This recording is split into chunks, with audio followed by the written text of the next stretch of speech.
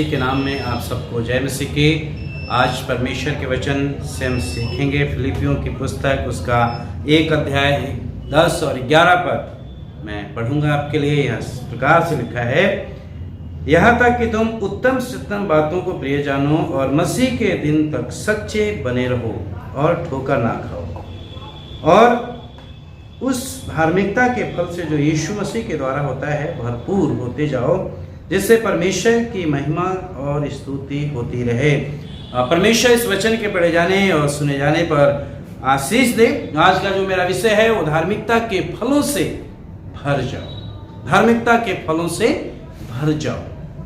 परमेश्वर चाहते हैं, यीशु मसीह चाहते हैं कि हमारे अंदर धार्मिकता के फल लगे। उससे पहले हम देखते हैं कि पौलुस जो है विश्वासियों के लिए प्रार्थना करते हैं।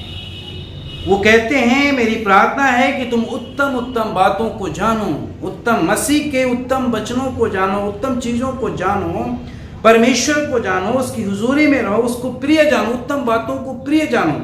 और उत्तम बातें जो हैं परमेश्वर का वचन है, कुंदन से भी कहीं कीमती है, कुंदन से भी कहीं ज्यादा कीमती है परमेश्वर का वचन।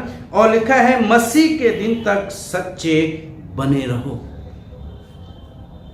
दूसरी बात वो कहते हैं कि मसीह के दिन तक, प्रभु यीशु मसीह के दूसरे आगमन तक, जब तक प्रभु यीशु मसीह स्वर्ग से पृथ्वी पर नहीं आए, जब तक वो नहीं आता है, जब तक तुम उसमें विश्वासी बने रहो, सच्चे बने रहो, उसके प्रति सत्यता से जीवन बिताओ, धार्मिकता का जीवन बिताओ, विश्वास योग्य रहो, सच्चे बने रहो और ठोकर ना खाओ, है ना। ठोकर ना खाओ। ठोकर के लिए वो प्रार्थना करते हैं कि ताकि तुम ठोकर ना खाओ। ठोकर दिलाने के लिए बहुत से लोग आएंगे। प्रभु यीशु मसीह ने कहा, सावधान रहना, अंत के दिनों में बहुत से ऐसे लोग खड़े होंगे जो तुम्हें भरमाएंगे, ठोकर खिलाएंगे। अधर्म के बढ़ने से बहुत लोग क्या करेंगे, बहुतों का प्रेम ठंडा हो जाएगा, वो एक दूसरे की ठोकर कारण बनेंगे। लेकिन प्रभु वो प्रार्थना करते हैं कि ठोकर ना खाना, और वो ये प्रार्थना करते हैं कि मसीह की जो धार्मिकता के फल से जो यीशु मसीह के द्वारा मिलता है, भरते चले जाओ, भरपूर हो जाओ। मसीह के धार्मिकता के फल से भर जाओ। धार्मिकता के फल से आज हमें भरने की जरूरत है। हमारे जीवन से धार्मिकता के फल दिखने चाहिए, हमारे जीवन से दिखने चाहिए। विश्वासी के जीवन में धार्मिकता के फल लगें, फलों से भरना बहुत जरूरी है कि हमारा जीवन धार्मिकता के फल से भरा हुआ होना चाहिए। गलातियों 5 अध्याय उसके 22 और 23 पद में लिखा है फल के बारे में, आत्मा के फल, प्रेम, आनंद, शांति, धीरज, कृपा, भलाई, विश्वास, नम्रता, संयम। प्रभु चाहता है ये फल हमारे जीवन में दिखाई दें, परमेश्वर के लिए फल उत्पन्न करें, हमारे जीवन में फल लगें, जिससे परमेश्वर प्रसन्न हो, परमेश्वर को महिमा मिले। एक बुरा फल है और एक अच्छा फल है।